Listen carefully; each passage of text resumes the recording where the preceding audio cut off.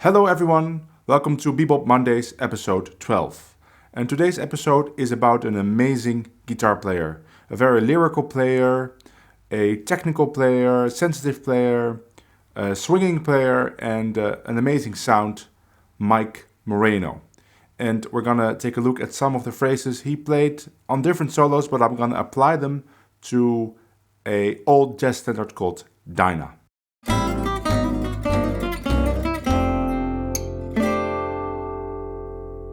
Now before we start, we're in the final 4 days of my Indiegogo crowdfunding campaign for the first Van Hemert system book, which is a method book which will take you all the way from beginner jazz improviser to advanced jazz improviser.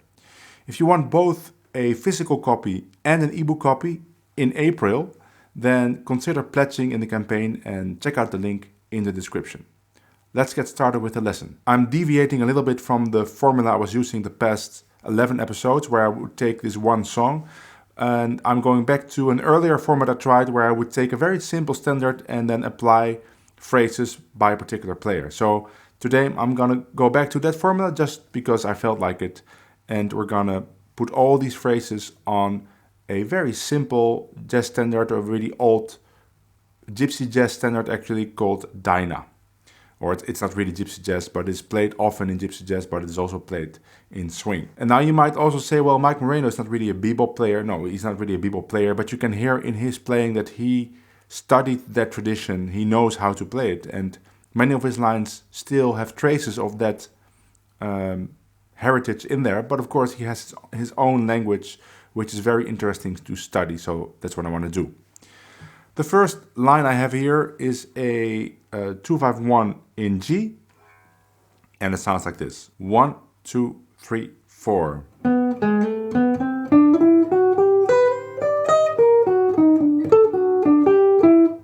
One, two, three, four.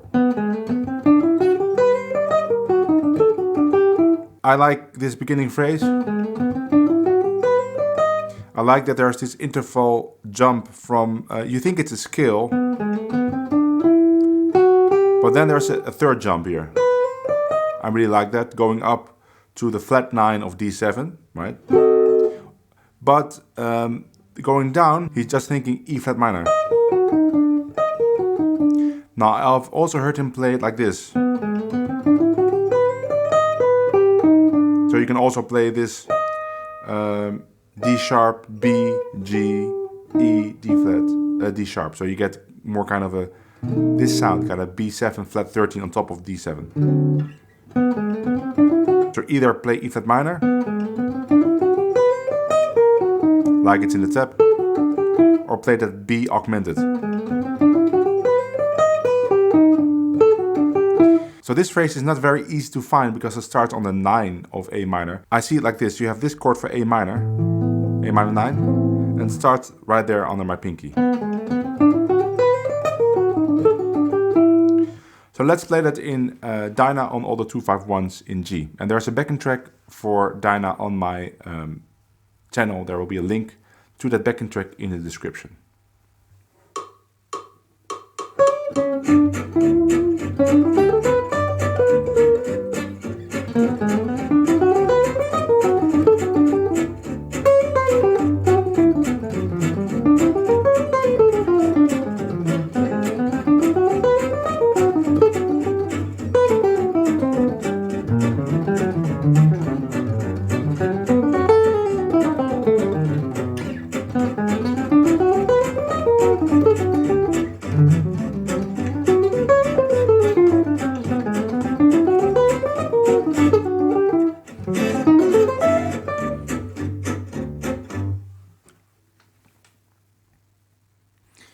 Here we have another 2-5-1 in G. Starts the same with the same scale pattern up, but it starts on beat 3 before the 2-5-1. So 3, 4, 1, 2.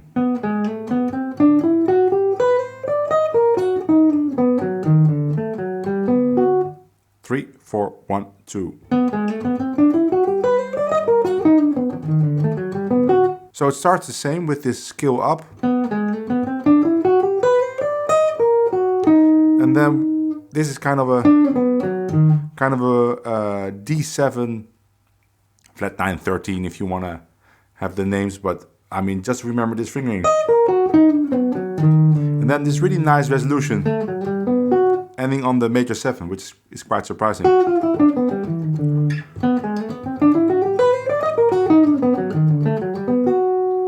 Really cool. And of course it starts before 2-5-1, but you can just start on the 1 and then have the resolution a little bit later. That all works. Or you could even start on beat 1 on the bar before the 2-5-1 and be early with the resolution. You can shift all of these phrases in time and should experiment with that. Let's play it.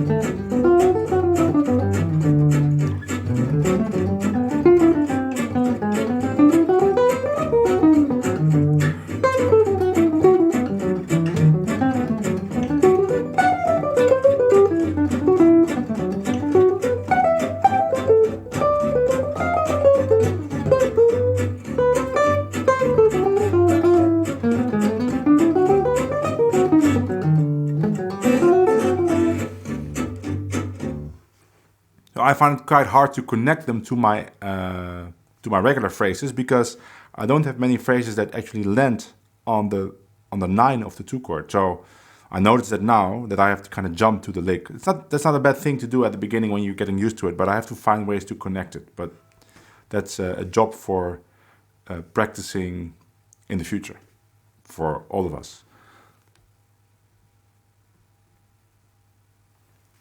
And this is the last 2-5-1 for today. I have 3 more phrases for just the E minor part for the bridge. But this is a very nice 2-5-1, again, of course, in G. 3, 4, 1, 2.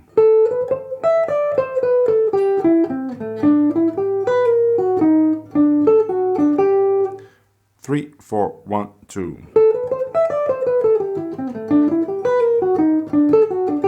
Again, you can see this E flat minor thing happening. He really likes to play. So the principle is you take a dominant chord and then you just go a half step up and play a minor arpeggio. So if you have C7, you play D flat minor, right? And this is D7, so you take E flat minor. I also like just the way this lick moves, right? It goes up again, down again. I actually think he goes to the low B flat. I find it very hard to pick and I make mistakes, so I just play a quarter note on that E flat or the D sharp, like it's written here.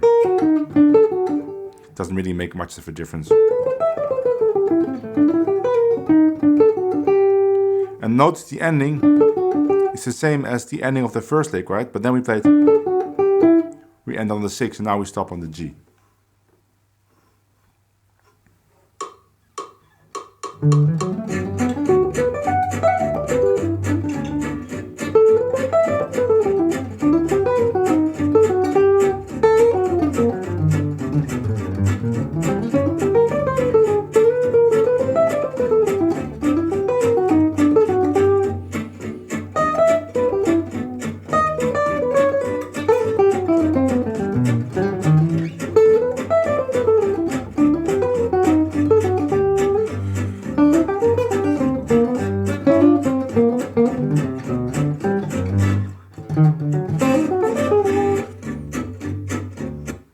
Really cool. Okay, now for the bridge, we have a couple of phrases for E minor. And they are phrases that I would never have thought of to play on E minor, but they're great. So let's look at them in detail. This is the first one. 3, 4, 1.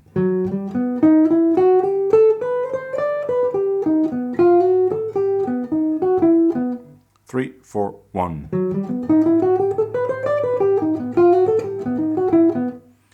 So I really like this fingering in the beginning that I have.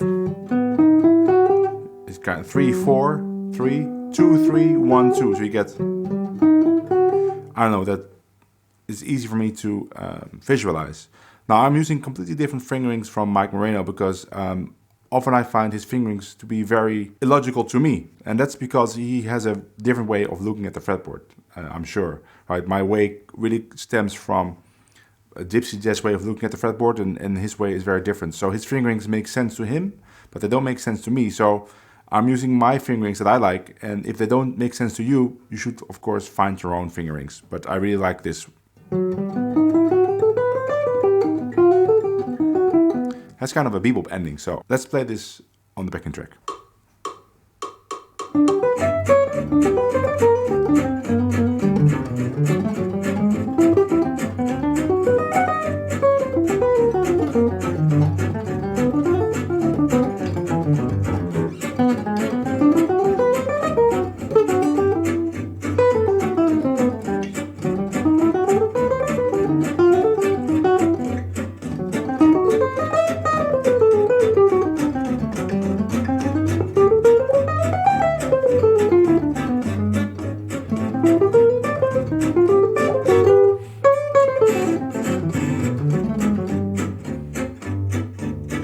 So this phrase, even though it says E minor, I see now that I wrote it down in A minor. So let's play it like it's written here, but then I'll show you how it's supposed to be played in E minor. So I will change that for my Patreon. I have a Patreon where you can download all the tabs from all my videos. If you want a tab that you can print and that you can use to study, go check my Patreon. There's a link in the description. So the phrase that I wrote down here is actually in A minor and sounds like this. 1, 2, 3, 4.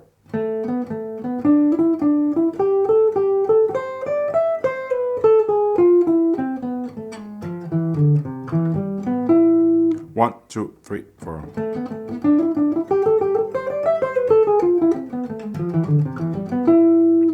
Really nice sounding, but the best thing about it is the very easy fingerings, because it starts with this 1-3-1-3 pattern on 3 strings. Then a scale. Now you get 3-2-3-2-3-2 on 3 strings. Makes it super easy.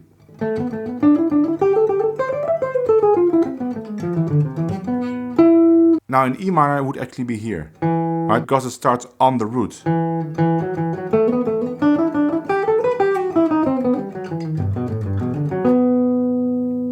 So I'll play it there.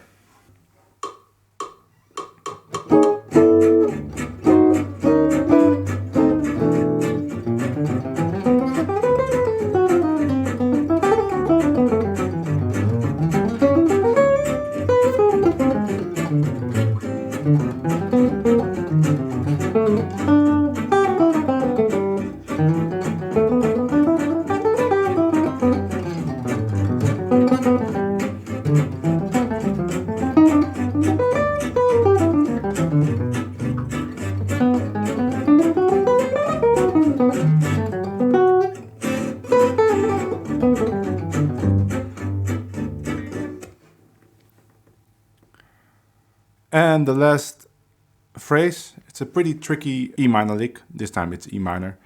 And of course, Mike Moreno plays completely different fingerings, which I find even more difficult. So this is the way I played it. 1, 2, 3.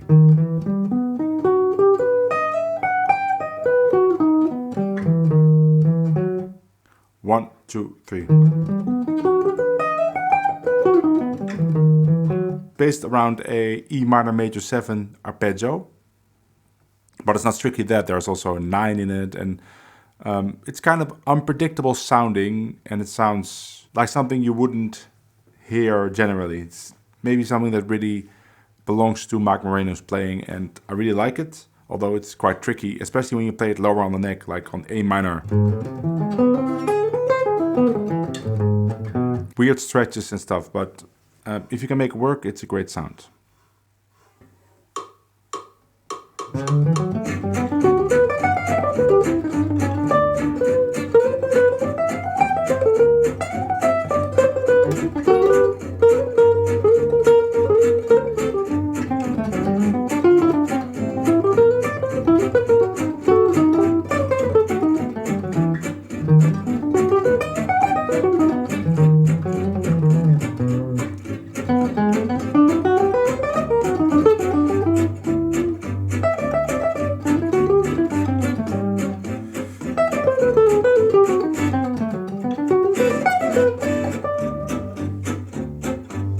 you go, 6 great Mike Moreno licks that you can really use in many different situations. So go practice them, and I will see you all in the next video. Bye!